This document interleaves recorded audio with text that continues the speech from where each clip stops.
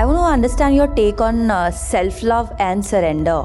How do I answer self-love based on the positions and beliefs that are already concretely and socially held? When you say self, that means one thing, whereas the self really means another thing. When you say love, that refers to the popular, unexamined, superficial notion of love, whereas love really means another thing.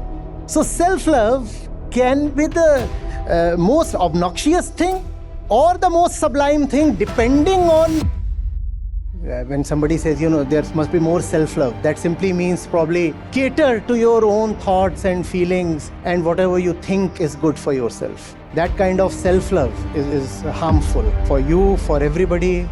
So now I refuse all those masters who are just like burdens upon me. Removing those masters, those burdens, I rise. This is self-love, and this is also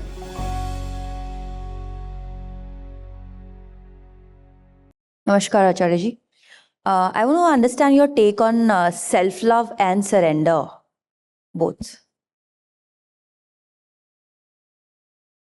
where are you coming from? What's the Means these days, as we talk a lot about self-love, one thing, and another thing is surrender to God or to universe.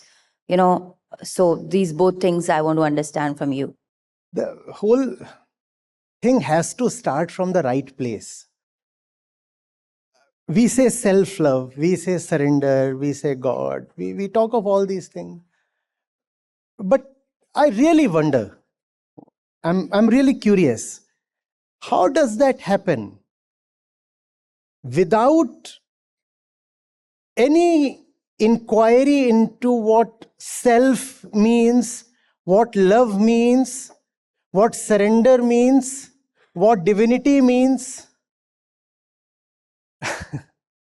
How do I answer self-love based on the positions and beliefs that are already concretely and socially held? Self-love, what does that mean? I mean, Means do you believe in this concept of self-love? we don't agree on the definitions itself. Okay. So how do I agree?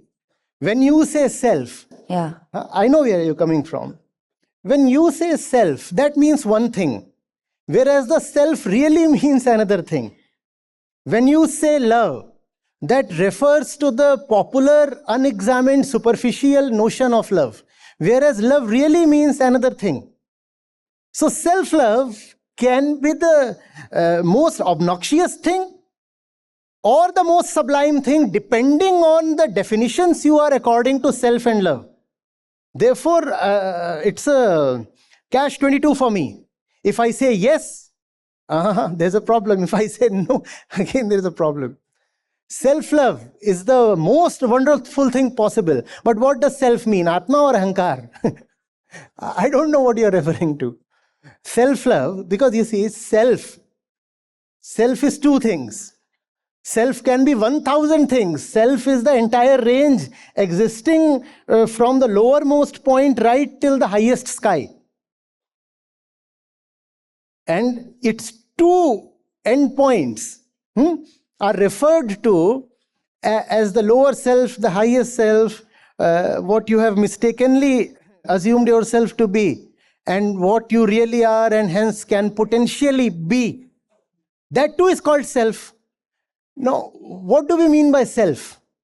Similarly, love could be the most toxic kind of attachment. The most vicious kind of exploitative relationship. That too is often referred to as love. And love could be the highest state of the ego. That too is referred to as love. What do we mean by love really? In general, when we say self-love, that simply means focusing on yourself to fulfill your desires. And that is just nonsense. When somebody says, there must be more self-love, that simply means probably cater to your own thoughts and feelings and whatever you think is good for yourself. That kind of self-love is harmful for you, for everybody. Questions are the best when they are the most fundamental. What is self-love? What is self-love? Now that's a useful question. And if we know what self-love really is, surrender and self-love become inseparable. What will surrender then be? The self has chosen to give up on its lowly position in favor of the higher one. That is surrender. I am surrendering the nonsense that I have, the weights I have burdened myself with. I am surrendering them, giving them up so that I can rise to the highest. One way of defining surrender. Another way of surrendering is, in my lowly position, the way I usually am, I have figured out that I am already surrendered to 1,000 kinds of worthless masters. That's the normal state of the ego, right? Somebody lures you with a lucrative ad, you surrender. The body says, I want sleep or I want sex, one surrenders. Right? The society says, now is your time to earn more or raise a family, and one surrenders. Then, in the language of negation, surrender would mean not surrendering to worthless masters. Because we are already surrendered. Most people, when they talk of surrender, it is quite a comical thing. Because how can you surrender what you have already surrendered? People come and say, sir, I have come to surrender myself to you. But you cannot surrender because you have already surrendered to 10 other.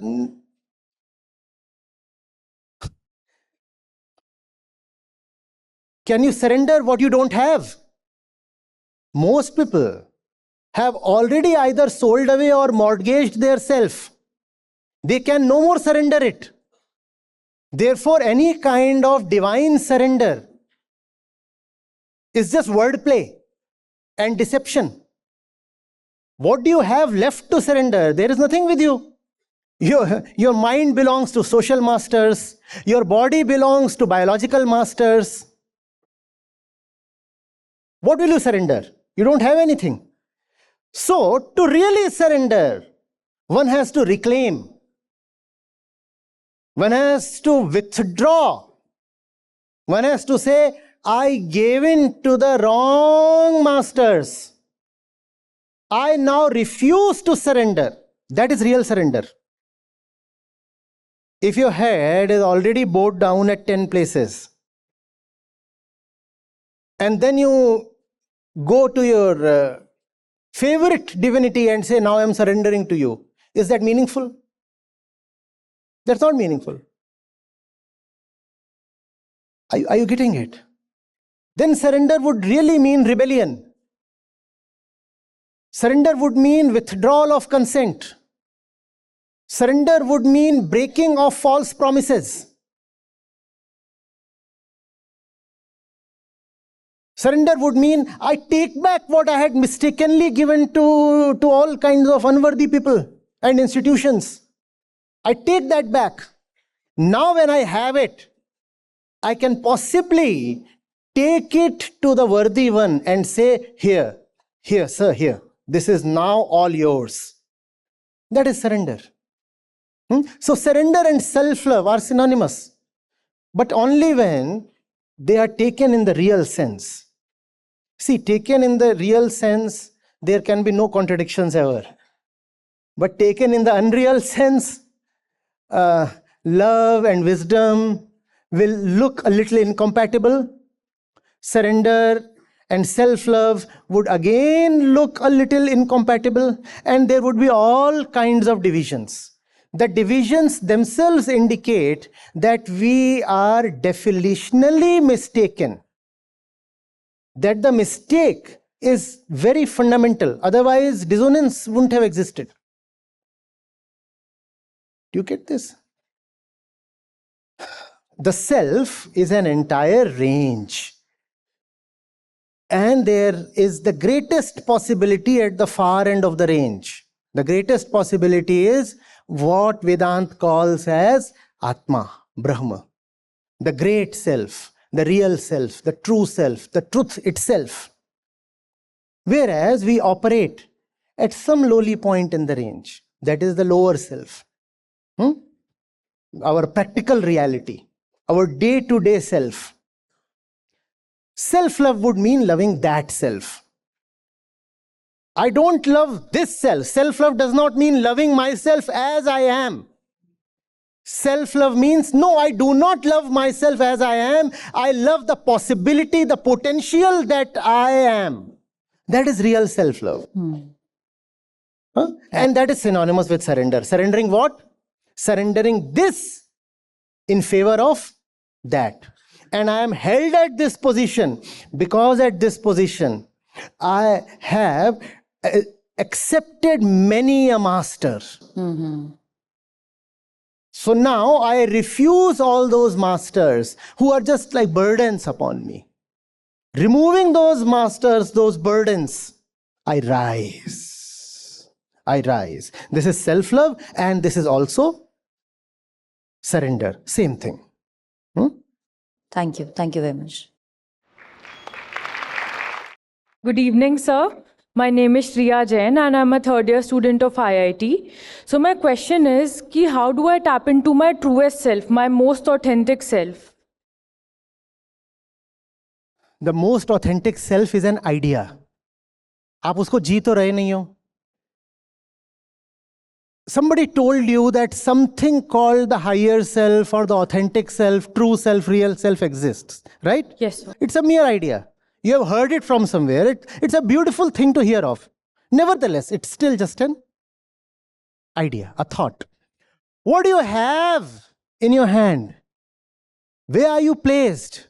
What is your lived experience? Is that the true self, the higher self, the authentic self? Is that what you live in and live as? No. So start from there. Start from the lower self. The lower self that we routinely, though mistakenly, call as real. Start from there. The higher self is merely imaginary. Start from this. Here I am, the ground under my feet. Here I am. This is what I call as myself. This is what I call as my relationships. This is the ambit of my hopes. There stands my dream. This is my ambition. This is that. And when you look at these closely and carefully, you might not feel particularly elated about them. That's when you think they are lowly. It is an admission of this lowliness that something higher can now take shape and become real for you. Can a higher self exist if the current self is not admitted to be lower? I'm asking you, please tell me. Can a higher self exist if the current self is not acknowledged to be lower? No, sir. And what we live in is the current self. The higher self is merely a fantasy.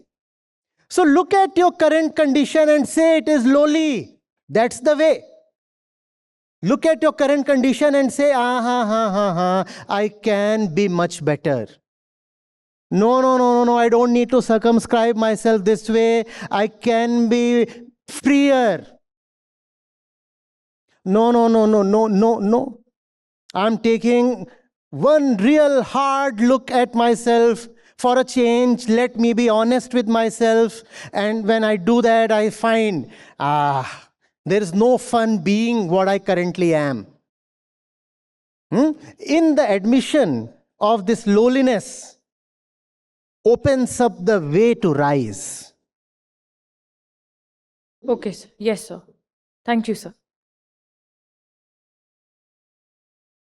Just download the Acharya Prashant app, and there you go to the community section, and you have live testimonials streaming in at the rate of 1 every 5 minutes. I'm seeing lives change in thousands, if not millions, every day in front of my own eyes. We are doing it. We have actually done it. Join the community of more than 2 lakh participants on the Acharya Prashant app. Your first month is completely free. You'll get full access to Gita Mission. On the app, you will get regular live sessions, daily exclusive conversations with Acharya Prashant, access to the vibrant Gita community, wisdom exams, curated news, audiobooks, quotes, and much more. Search Acharya Prashant on Google Play Store or Apple App Store and download now.